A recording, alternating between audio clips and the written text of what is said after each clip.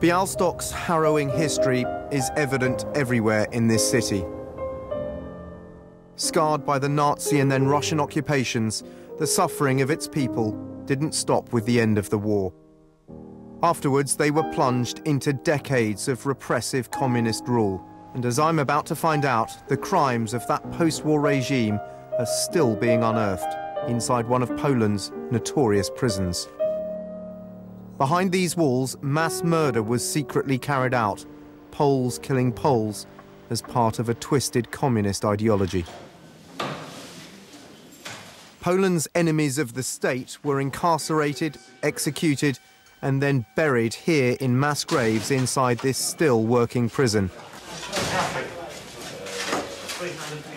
Now the search for their remains is starting in the basement, Poland's past finally uncovered, almost 70 years on. They've already taken out 2 concrete floors here, and now they're having to work really quickly because they've only got 5 days to complete this dig. And this room is really redolent with death. This used to be the execution chamber for the prison. Now they're looking for more bodies underneath this sand. They need to dig down about a metre to find what they're looking for. The deeper they go, the more light they need. I watch as the remains of a soldier's uniform are carefully unearthed.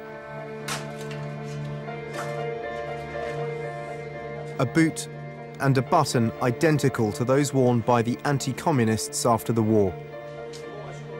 And the remains of someone's glasses. You can only imagine the horrors the eyes behind them saw in their last moments in this prison basement. All around, bullet casings from the executions. And then later, in a second hole, they start to find the bodies. This one appears to have a bullet hole in the back of the skull. This search has only happened because of the dogged determination of historian Dr. Marcin Zawolski. So this is where the first excavation took place, is it? He shows me the prison garden, where his quest for the truth started. This is a place where we were digging. For 10 years, he tried to convince the authorities to let him dig here. Then 18 months ago, that search began. What was your reaction when you first started digging here? I was terrified. I was terrified because I knew that if I don't found anybody here, nobody will believe me anymore. So far, his team has unearthed over 280 bodies at this prison, most victims of Poland's communist government. Victims that would have remained hidden were it not for Marcin's determined search for the truth. It's even hard to talk about this, because we found here many children. Sometimes when we found some small child, I'm starting to think that it could be my child, for example. Although they found 280 to 300 bodies along this stretch of ground, there may be many, many more. They still haven't excavated in the far corner here. But what's so awful is the utter contempt with which the victims were treated. They were simply thrown into mass graves in a yard where pigs were kept. One prosecutor here described this as a killing field. The bodies from Białystok prison have been taken to a nearby undertaker's, stacked in cardboard boxes, awaiting identification. One day, prosecutor Zbigniew Kulakowski may hold those responsible to account. Ale te szczątki ludzkie, one były wrzucone jak do śmietnika. To jest przerażające, proszę pana. Tutaj nikt nie dbał o godność tych ludzi.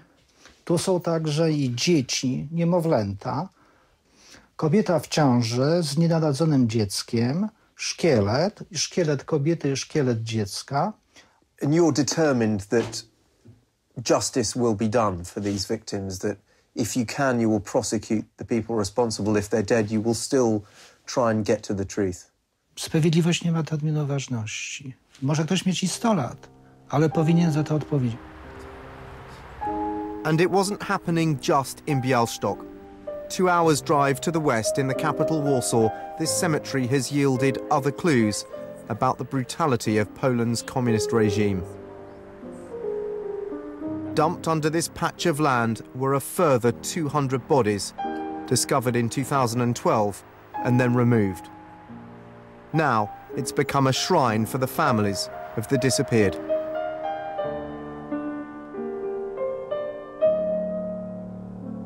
"36 of the victims have now been identified through their DNA, their photos, a glimpse of lives cut short. One of them was Dionyza Sosnowski. This 24-year-old medical student was tried for being an American spy in 1953. His brother Richard was just 15 when Dionyza was sentenced to death. The family never knew what happened to his body, never had the chance to hold a funeral, never had the chance to say goodbye." How do you feel towards the people that took your brother away? Can you ever forgive them?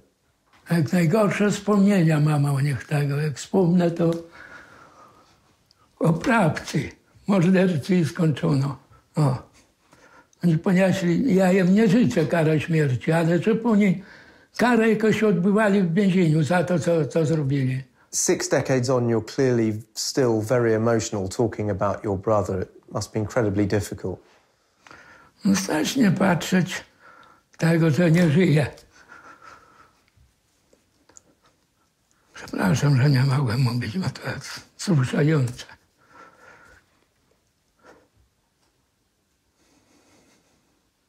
Bardzo dobry bym tego kiedyś. Tego mógłbym się uczyć, bo przyszłość przed tobą. Among the other victims, Elżbieta Blazewicz-Frus's father. He was sentenced to death in 1952 for his role in opposing the communists. She was just 4 years old. Ponieważ potrzebne to było dla mojej tożsamości. Wiedzieć po prostu, gdzie ciało ojca się znajduje, to dało mi jakiś spokój wewnętrzny. Now he's been identified, she will have the chance to have the dignified burial never afforded to her father and countless other victims of Poland's brutal communist regime.